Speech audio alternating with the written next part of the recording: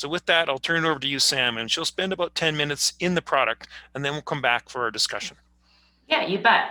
Well, obviously, when it comes to e-commerce, there are some fundamental features that you need as far as, let's say, distribution. Maybe you manufacture and you want to plug into some sort of a commerce site.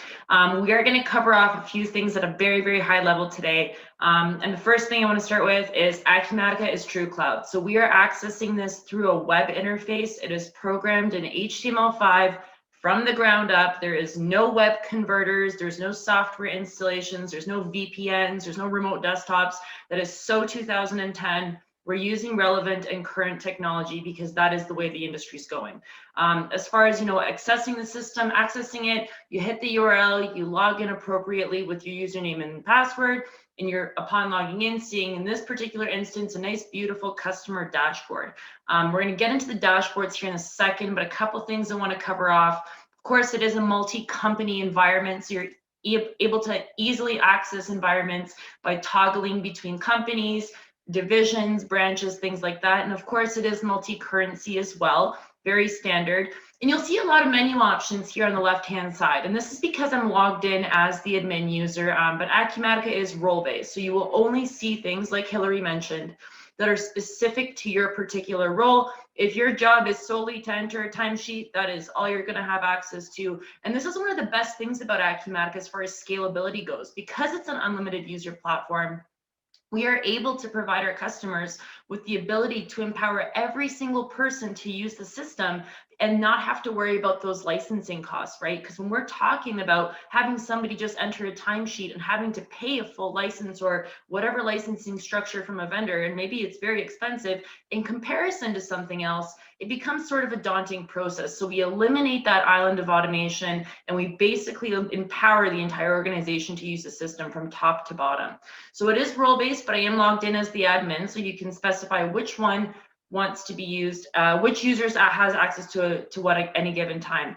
As far as usability goes, it is ranked #1. As far as searching things in the system, when we start typing the word sales, it starts filtering by menu items, by transactions and profiles, by help topics, and then of course, files as well, if there are any. So it's searching things in the system on a proactive basis.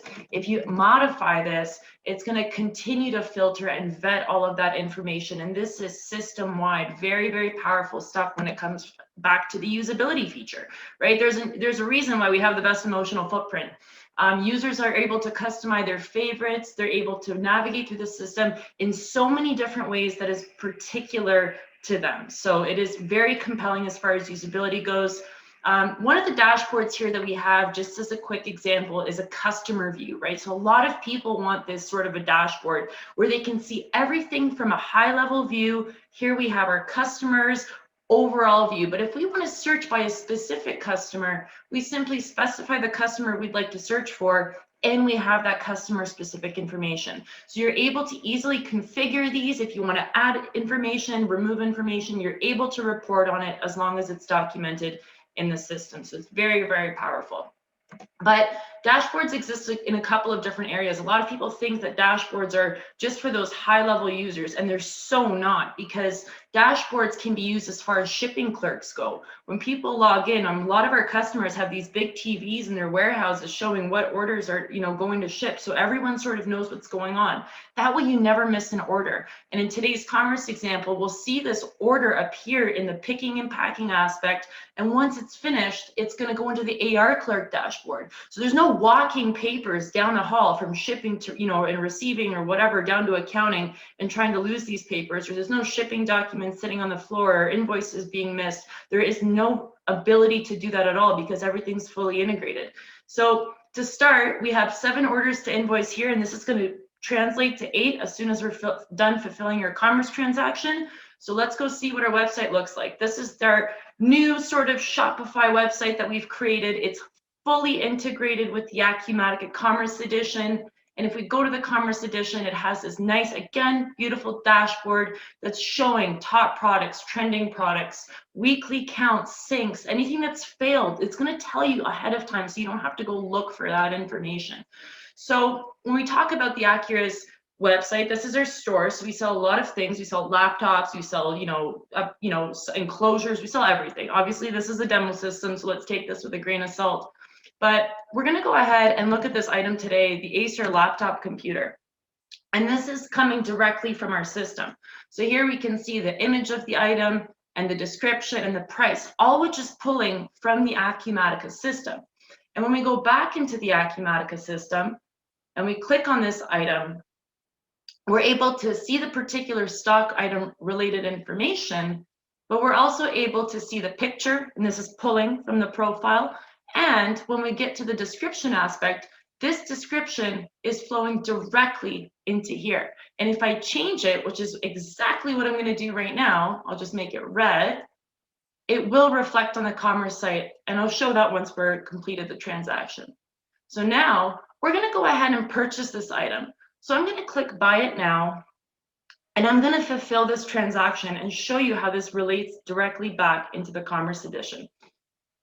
So here you can see that I have logged in as my user. My default address has been saved, my first name, my last name, the company I work for. Fabulous. I can verify this, create a new account, which will also create a new customer profile in the Acumatica system because of that nice integration that is already existing. No need to reinvent the wheel if you don't have to, so to speak. So we're going to get some shipping rates, and of course I'm just going to use a standard shipping rate, and obviously this is a demo site, so we're using wonky data. So I'll enter my fake credit card.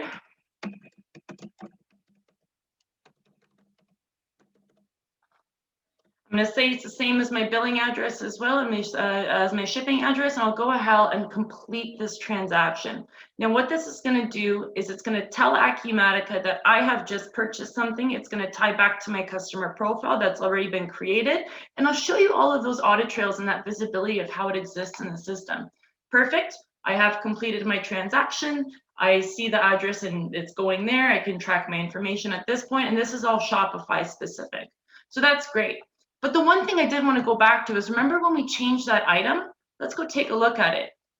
We'll see that it's now changed to red, and that's because I modified it in one place. There's no reason to be constantly exporting things out of Shopify and importing it into your ERP. If you can change it in the ERP or not, you might as well just streamline that instead of doing those manual exports and dumps and all these different things. It gets very convoluted and it becomes a very tedious task. So like Marie mentioned, as far as innovation, Acumatica is always one step ahead, and just 74% of their teams in research and development. So there's a reason that we're able to stay ahead of the competitors. But one of the things I want to mention is when we talk about our customer profiles, I logged in as a customer profile on the e-commerce site. And when you create an e-commerce based customer, it codes it a different way. That way you can track your customers that are non-e-commerce and your customers that are e-commerce. And the way in this particular instance that that's happening is it's starting with an E. So a lot of people, if they're in a B2C market, and they want to just maybe do some cleanup, maybe they don't want to keep track of all their customers, maybe they want to do some cleanup, you have that nice way of differentiating who came from what. So this is my customer that I've created back in the day. This is who I am. But when we go back into the sales orders now to see the computer that we just purchased, we'll see it sitting as a brand new order in the status of open, where I can drill down into this particular sales order, see who the customer is, AKA me. And you'll notice that I'm getting a warning here because I've exceeded my credit limit. So I'm not a very good person, so I should probably pay my bills. But I haven't done that. Again, it's a demo instance and we use these transactions quite frequently. But you can see the order coming in here, $800. I can drill down on the information. It flew directly into the system. There was no need for me to manually export that or manually load it into the system. So when I go to create a shipment, let's say, I've created the shipment document and the shipment's now going to be sitting in an open status. And when we go back to that shipping clerk dashboard that I talked about, they're going to now see that there is an order waiting to be picked and packed for Samantha DeForge.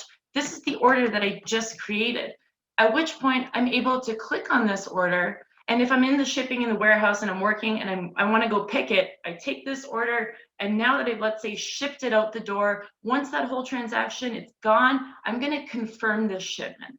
Now, in a typical instance, somebody would have to go now and walk the papers down to accounting or track some Excel sheet or send an email that's going to slip through the cracks.